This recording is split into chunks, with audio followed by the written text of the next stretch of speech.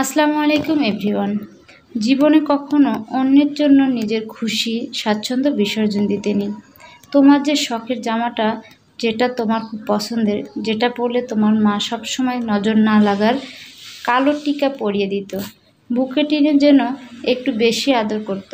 কিন্তু একটা সময় পর সে জামাটি পরে যখন তুমি তোমার প্রিয় মানুষটির সামনে গিয়ে দাঁড়াও এবং দাঁড়ানোর পর সে যখন তোমায় দেখতে খারাপ লাগছে বলে সম্বোধন করায়, তার কথা শুনে নিজের শখের জিনিসকে অবহেলা করে ঘরের এক কোণে ছুঁড়ে ফেলে দিতে নেই।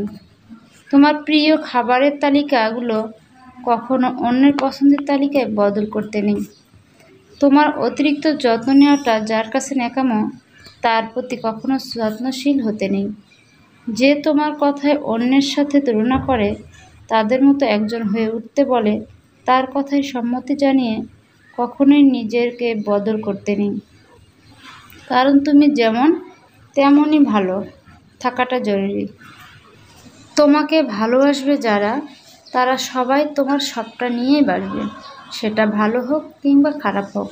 আর যে বা যারা তোমার ভালো সঙ্গ দেবে, খারাপটাকে দূরে ঠেলে দিতে চাইবে, তাহলে ভেবে নিও সে বোধহয় তোমার কখনোই ভালোবাসবে না।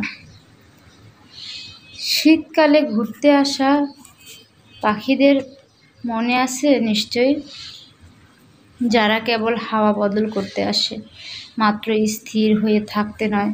তেমনই কিছু কিছু মানুষ আছে যারা ভালোটাকে আগলে রেখে বাঁচতে চায়, খারাপটাকে ভুলে গিয়ে। কিন্তু তা বোধহয় কোনো দিনও সম্ভব নয়।